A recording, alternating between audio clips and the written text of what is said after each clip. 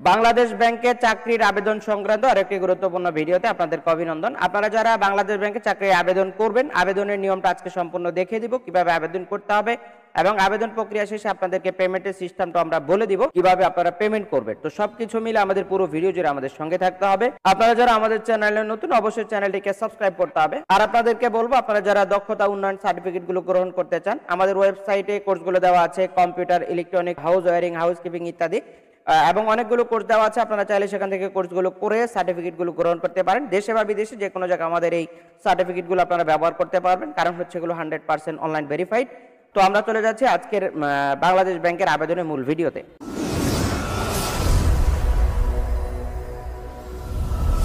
তো আমরা চলে আসলাম বাংলাদেশ ব্যাংকে আবেদনে। তো এখানে হচ্ছে আমরা যে কোনো একটি ব্রাউজার চুজ করতে পারি। আপনারা চাইলে আপনাদের মোবাইল দিয়েও করতে পারেন। মোবাইল দিয়ে করার জন্য হচ্ছে মোবাইলের গুগল ক্রোমে চলে যাবেন, সেখান থেকে হচ্ছে 3 ডট লাইনে ক্লিক করলে আমাদের কম্পিউটার আর হচ্ছে আপনার মোবাইল দেখতে একই রকম দেখা যাবে। আপনি সেখান থেকে আবেদনটা করতে পারবেন।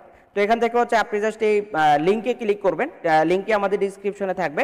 আপনারা চাইলে সেখান থেকে প্রবেশ করতে পারবেন। সেখান থেকে প্রবেশ করার সাথে সাথে আপনাকে এই ওয়েবসাইটে নিয়ে আসবে।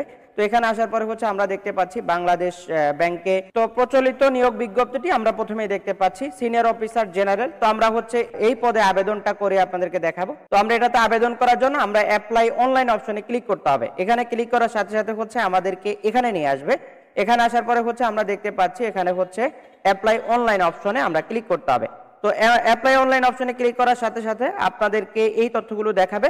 তো এখানে যদি আপনার কোনো পূর্বের আইডি থাকে বা সিবি আইডি থাকে, সেখানে হচ্ছে আপনি আইডি এবং পাসওয়ার্ড দিয়ে আপনি আবেদনটি কমপ্লিট করতে পারবেন। আর যদি আপনার না থাকে তাহলে হচ্ছে আপনি এখান থেকে সরাসরি একটি সিবি তৈরি করতে হবে। সিবি তৈরি করার ক্ষেত্রে আপনাকে রেজিস্টার নাও অপশনে ক্লিক করতে হবে। তো আমরা এখান থেকে জাস্ট রেজিস্টার নাও অপশনে ক্লিক করব। রেজিস্টার নাও অপশনে ক্লিক করার সাথে সাথে আমাদেরকে এখানে নিয়ে আসবে। এখানে আসার পরে হচ্ছে আপনি এই ফর্মটা পূরণ করবেন। এখানে হচ্ছে আপনার সিভি প্রথমে তৈরি করতে হবে।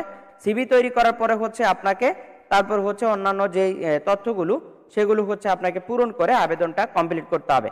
তো আমরা দেখতে পাচ্ছি age minimum 21 years to maximum 32 years, অর্থাৎ 21 বছর থেকে 32 বছর। তো আমরা এখান থেকে সিভিটা এখন তৈরি করব।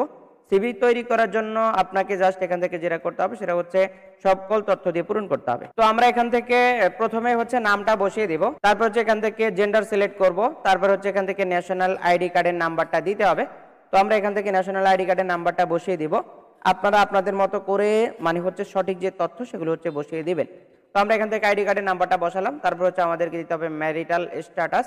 তো আপনি ম্যারিড হলে ম্যারিড দিবেন, আনম্যারিড হলে আনম্যারিড দিবেন। তারপর হচ্ছে আপনাকে দিতে হবে জন্ম তারিখ। তো জন্ম তারিখটা আমরা চাইলে এখান থেকে